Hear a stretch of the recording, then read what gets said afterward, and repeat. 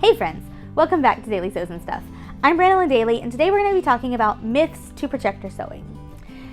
This whole thing stems from a post that was made on Projectors for Sewing Facebook group that asked what's holding people back from pattern projecting. And there were a lot of answers, and I'm basically going to respond to many of those answers, but I want to preface this by saying there are some very real reasons people choose not to do pattern projecting. And that's okay.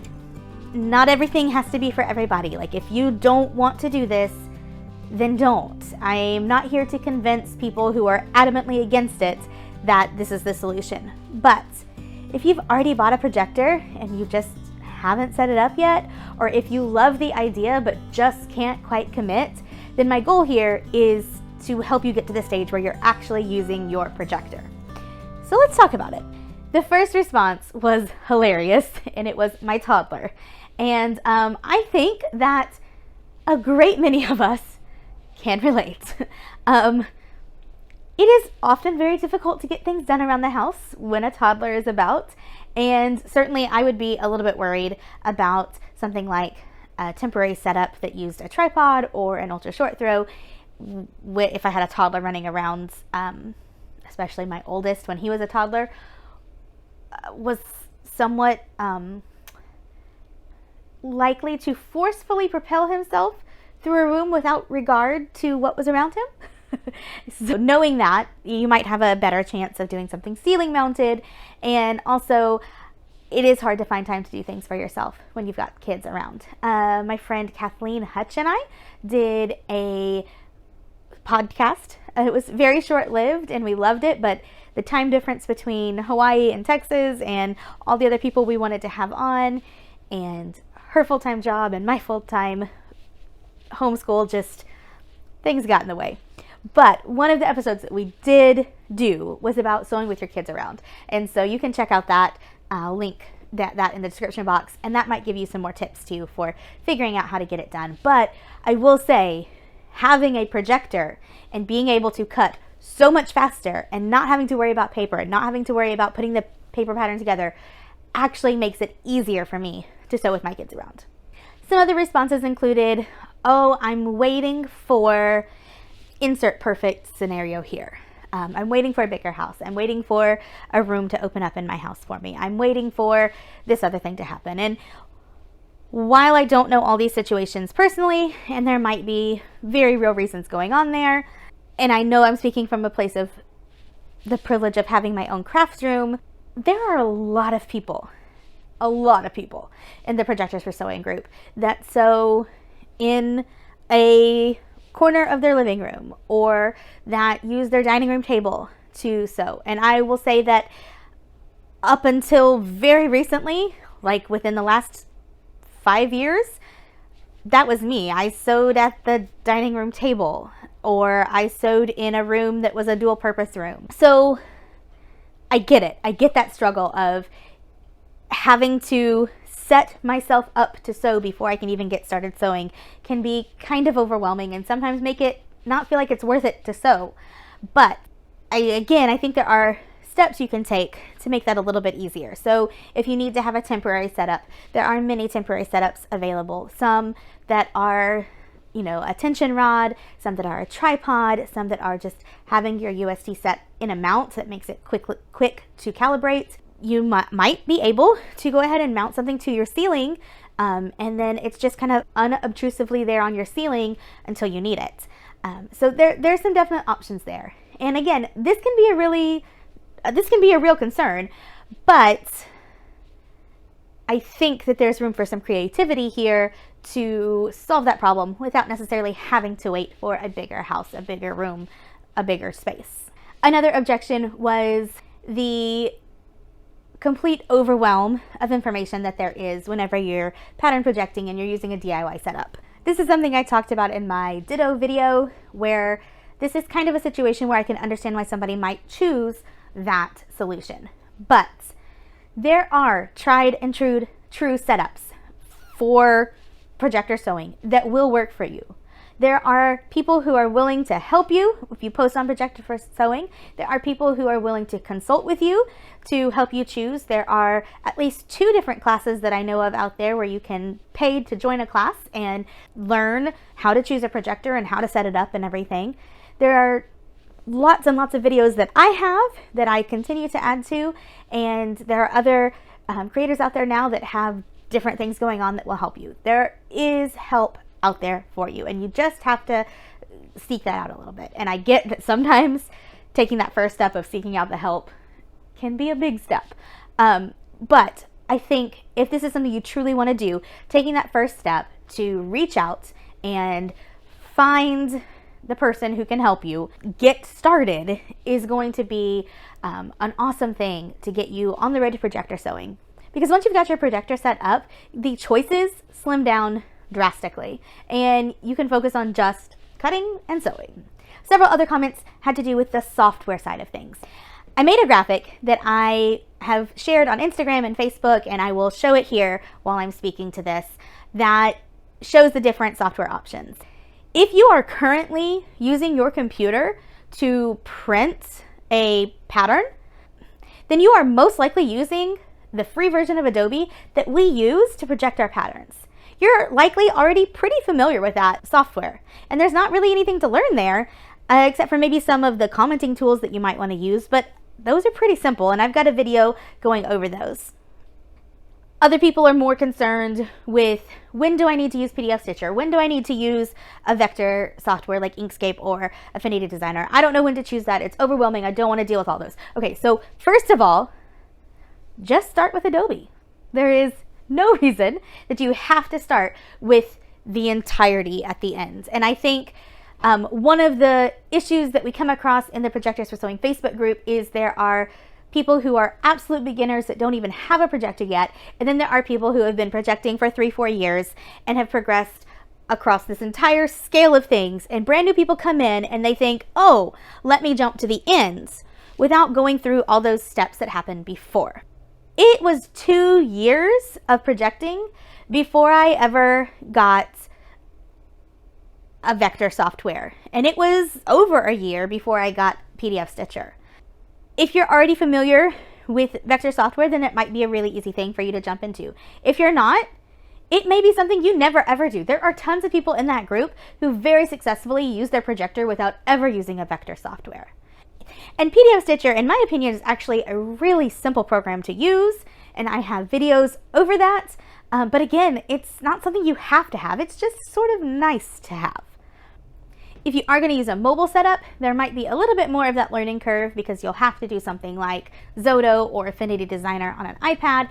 But again, you don't have to use the full capability of Affinity Designer. You can just use it to project patterns.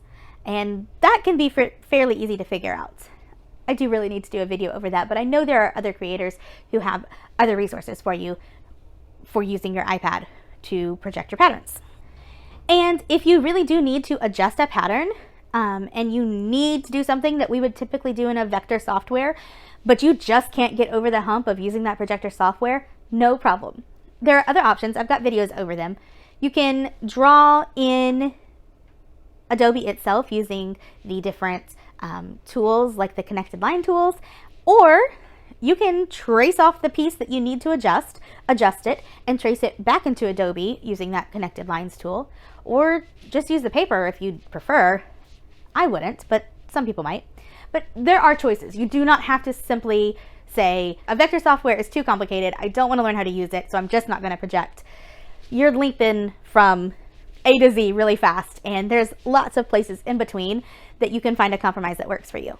Another comment said that the technology wasn't advanced enough to be able to actually make the patterns fit themselves. And to me, that sounded critical of Ditto and not critical of a DIY setup. So if you haven't seen my video that talks about the Ditto pattern projector versus a DIY setup, go watch that, because I don't want there to be any confusion here. Ditto does pattern adjustments for you within certain parameters. When you do DIY setup, You can adjust your pattern however you want to if you're going to use a vector software or even if you're not. We can do any sort of adjustment that needs to be made. And like I said in that other video, there are several companies that will give you patterns that fit you with a lot more measurements included than what you can do on Ditto. You can also do something like, I've heard Wild Ginger mentioned. I know there's another one whose name I cannot think of, but it's a software where you sort of put in some measurements, and it's a little bit more complicated than something like Apostrophe, where the designer has presets in there and you're just filling in your measurements, because you actually have to develop the pattern too with these other softwares. Again, I haven't used them, and so I'm probably not explaining them well at all. Let me know in the comments what I got completely wrong. But there are options. There are options that allow you to make customized patterns that don't involve using a vector software, if that's something you don't want to do. And a lot of responses were like, I don't know how to calibrate.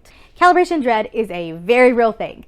People see that other people have issues with it and they just freeze up and say, I'll never be able to do it. But the only way to get through that is to start.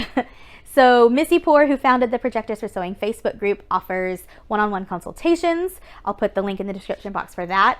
There's guides in Projectors for Sewing that will very clearly explain to you exactly how to walk through those steps.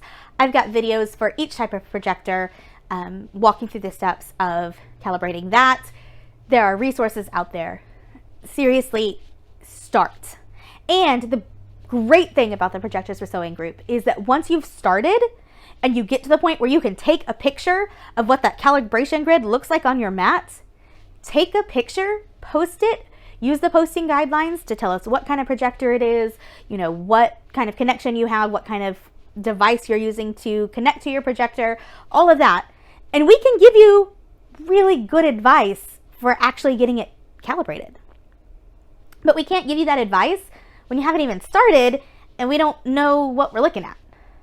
So get started, use the resources out there, and then take a picture and we'll help. And again, if you need that one-on-one walkthrough for it, Missy Poor offers that service. Other people were concerned about the accuracy. We calibrate to a 99% accuracy within the Projectors for Sewing group. Now, does that mean that every single member adheres to that? No. But when somebody in that group is helping you get calibrated, that's their goal, is to hit that 99% accuracy. So frankly, that's better than what I can expect from myself cutting out a paper pattern. But if you are someone who does very fiddly things or needs a very high degree of accuracy because of the type of pattern you're cutting, for instance, if you're a historical costumer cutting out a corset, then you can choose to go that extra mile and get it slightly calibrated the rest of the way. And one of the nice things about us going to 99% accuracy is if your surface is not completely flat, we can just sort of ignore that one corner that's a little bit out. But if it's important to you that it be fixed, then we can give you advice for fixing that. There were, again, a lot of comments that had to do with the size of the projected image. And this goes back to a misconception of a one-size-fits-all kind of deal. A DIY setup is not a one-size-fits-all. You get to pick what works best for your setup. So if having a huge cutting area is important to you, then you're going to go for a short throw or an ultra short throw. And you'll be able to get much bigger area to cut with. I have my ultra short throw maybe 6 inches from the table to the base of the projector, and it is bigger than my mat, which is, I think, 42 by 32. Maybe 36 by 42. I can't remember off the top of my head, but it's bigger than the standard 24 by 36 mat. Other people were saying that they thought that their 24 by 36 mat would be far too small, that everyone in the group has much bigger mats that they cut on. It's funny to me how contradictory those two objections were, but no, that is not true. I would say the vast majority of that group has a 24 by 36 mat, and I know that I did until Christmas. 24 by 36 mat is a perfectly reasonable size mat to have. It fits a lot of things on it. And if you just want that little bit more, you can choose a projector that will get you that little bit more, or even a lot more. Other people were worried about replacing patterns. Now, here's the thing. If you have patterns that are paper only, that came from the Big Four or something similar with a little packet from the store, then yeah, you're probably going to have to replace those patterns. You could digitally save them, but that's probably more than you're wanting to do for an entire library of patterns. That's usually more something we do for 1 or 2 patterns that are really special and we want to make sure that we keep. However, if you bought your patterns online and you've got your digital copy of them, then you just project that digital copy. If it's only an A4 or letter, then you can use PDF Stitcher to put it together. But a lot of companies now are offering projector files, and even those that aren't often have AO files that we can make work too. So look through your patterns. If you have a collection of PDF patterns, go to that designer's website, look back through, and start to notice, I really don't have to rebuy these. I can actually use what I have just in a different way. And if they don't have that option, like I said, check out the PDF Stitcher videos, because there's lots of ways that you can make your letter and A4 files work for you if that's the only option you have. Still, more people were worried about the distance between their cutting mat and their ceiling, and again, that kind of goes back to, this is not a one-size-fits-all option. If you have a really short space, then go for short throw or short throw. If you have a really huge space, you might still have to do that because it's too far. But for most people, you could also get away with a mini projector. It just depends on what size projection that you're looking for and how much distance you have. You get to customize this for you. There are other people objecting to attaching things to their ceiling, and that's fine. You don't want to do a mini on your ceiling, you can do several of the portable mounts, or you can use, again, a short throw attached to the wall or an ultra short throw in a stand sitting on your table. Other people were concerned about their ceiling fans, and I'm going to refer that back to the last answer of, it doesn't have to be mounted on your ceiling. Another objection was related to ceiling mounts, was finding a joist in their ceiling. I have a video about using stud finders, but that's actually a pretty easy thing to overcome, and if you can't find that, how to use a drywall anchor that will work instead. Price was daunting for some people, and certainly that can be true. Even when you're going with a projector that's only about $100 setup, $100 can be too much money to spend on something that's just a hobby. I totally get that. I right now have put myself on a fabric buying ban, and I'm not spending any kind of money on my hobby. So I get it. That is a very real concern. But I just want to be clear that it's not necessarily $800 or even $400 that you need to set up a projector. You can do this for way less. There was a comment about not wanting to use a rotary cutter. We can solve that. You can just trace from your projector onto your fabric and then use scissors to cut. Not necessarily a faster or more efficient route than using a rotary cutter, but it's a possibility if that's something that is really important to you. And just one more time, I wanted to hit the people that were saying that they were renters and could not mount anything. There are options. You can use a temporary setup. You can use an ultra short throw on a mount. There are lots of options. Again, a lot more answers came back to that fear of technology, fear of setting it up. And while I can't actually be brave for you, there are so many resources that will really, really help if you are willing to utilize them. So here's the deal. The Projectors for Sewing group is a really awesome resource. But if you're not digging into that resource and reading the guides and reading the tips and using the search bar to look for other people with similar concerns, such as you could probably search renter or temporary setup. If you're not using the websites that are out there to help you, if you're not using the videos that are out here to help you, then it's really hard for any of us to help you. Use the resources we've come up with, start the process, and when you get stuck, ask a specific question, and I know there will be someone in the group that is willing to answer that question and help you. You can do this. I hate that there are so many people with a projector that they haven't set up, or that want a projector and just can't quite bite the bullet on which one to buy. This is such an amazing addition to your sewing, and I want it for everybody, even though everybody doesn't actually want it. So if you're one of those people who wants to do pattern projecting, but you're stuck, use the resources I'm going to list in the description box. And then when you get to a place where you have a specific problem that we can give a specific answer for, post in the group. You can also post in my Facebook group, which is Daily Sews and Stuff Friends, or in the Projectors for Sewing group.